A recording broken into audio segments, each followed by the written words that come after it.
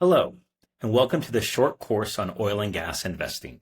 My name is Darren Wisson. I'm the Managing Director of Investor Relations at Envito Energy Partners, and I'll be your host. The goal of this video series is simply to improve your financial literacy as it relates to oil and gas investing, so you can ultimately make better informed decisions. All of these modules are educationally focused. If you'd like to talk more specifically about investing with Envito, please schedule your own one-on-one meeting. This is a three-part series. Part 2 will focus on how the tax deduction works. Part 3 focuses on what makes oil and gas programs economically durable. And in Part 1, today's module, will cover an introduction to oil and gas and review some key concepts and terms. Let's start with a quick disclosure. Nothing in these presentations constitutes an offer to sell or a solicitation to buy a security. That can only be done through a PPM. And as I said, please contact us if that becomes something of interest to you. There are a host of reasons to consider oil and gas as an investment. I'll touch on some of the most common reasons at a very high level. First, portfolio diversification. Oil and gas behaves differently than traditional assets like stocks and bonds. It has a real asset characteristic, but with a return profile that is distinctly different from other commodities such as precious metals. Oil and gas is very much an income-focused investment. The predominant way investors earn economic returns is through quarterly cash-on-cash distributions. Because oil and gas is priced and denominated in US dollars, it can serve as an inflation hedge. Also, because oil pricing is set on a global basis, returns are tied to the global economy rather than just the US economy. And last but not least, there are significant tax benefits associated with oil and gas investing. And that's probably why many of you are here today, which we'll get into more specifically in Part 2. Now, there are sectors in the oil and gas industry: upstream, midstream, and downstream. Upstream is where exploration and drilling occur, and it's where all of the associated tax benefits are concentrated. So that's where we'll spend our time and focus. Midstream covers transportation and storage, and downstream covers refinement and distribution. Neither midstream nor downstream carry the tax benefits associated with upstream working interest. To better understand where the tax benefits live, you need to understand where you sit within the ownership spectrum. Within any given oil field, there is a mineral rights owner, the party that owns the subsurface rights to the oil and gas. They lease those mineral rights to a third-party operator who takes on the responsibility for drilling the field. This creates two types of interest.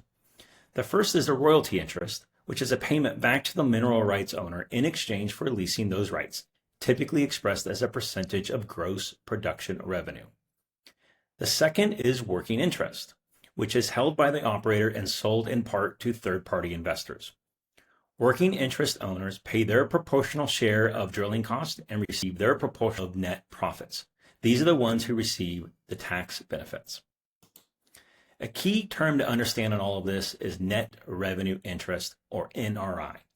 This is the percentage of gross production revenue that flows to the working interest owners after royalties and other production cost burdens have been deducted. And here's a simple example.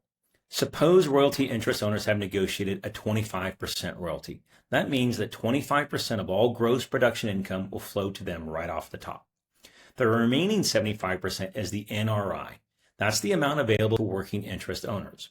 Now, after production costs and other overriding royalties are deducted from that NRI, what remains is the net profit that flows to investors. There are two types of working interest: operated and non-operated.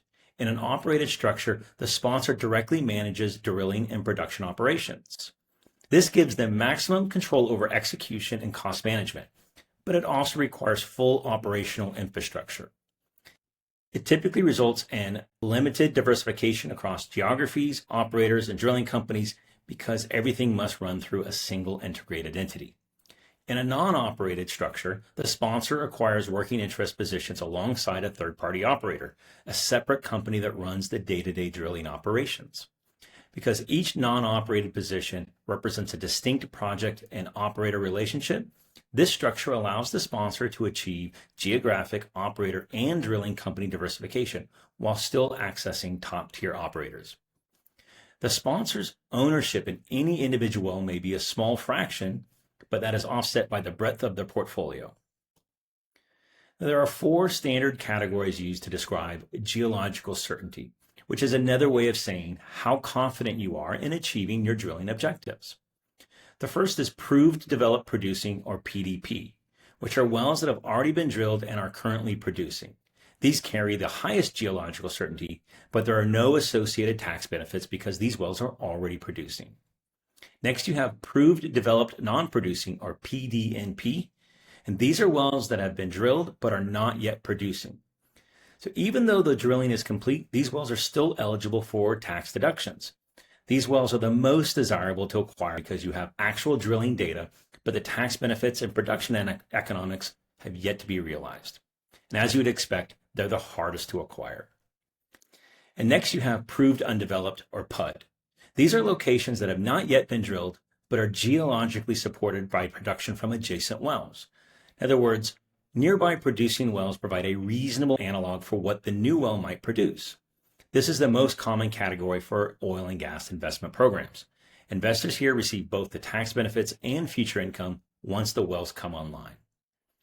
And next you have probable and possible reserves, which are locations on the fringes of established production areas with less geological support. These carry tax benefits, but their risk-return profile is significantly more speculative. When you think of risk, you can think of it on a spectrum. An easy way to understand this is to imagine 3 risk tiers. The first is developmental wells, which are located in areas with established production history and a well-defined drilling target. These represent the lowest geological risk. They have the lowest probability of a dry hole, and they also have correspondingly a fairly moderate return profile. Next, you have our step-out wells, which are drilled on the edges of established producing areas. You're moving a bit farther out from established production, so the geological risk is somewhat higher, though the surrounding well data still provides a reasonable analog. And last, you have our exploratory wells, or wildcats. These are drilled in areas without established production history. They rely on regional and seismic data rather than direct well analogs. They carry the highest geological risk and potentially the highest return. The drilling life cycle follows a fairly consistent sequence. It begins with permitting and site preparation, which can take several months to secure regulatory approval. Next comes the drilling phase, during which the wellbore is drilled vertically and in most modern completions horizontally through the target formation. Following that is the completion phase, which typically involves hydraulic fracturing, which is the pumping of fluid under pressure to stimulate the reservoir and improve flow rates. Once completed, there is a flowback and initial production phase during which drilling fluids are recovered and the well is ready for sustained production. The well then enters the production and sales phase, the ongoing period during which oil and gas is extracted, measured, and sold. From the first drill bit to the initial production, the entire process generally takes about 6 to 8 months. On a production basis, the curve follows a characteristic shape, a steep initial ramp, a peak, and then a long, gradual decline. Production begins slowly. Operators don't bring on new wells like they would be opening a faucet. They ramp up carefully to ensure equipment integrity and well performance. Peak production is typically achieved in the years 3 to 4 of a well's life. And after that, the well enters a natural decline phase as it is a depleting resource.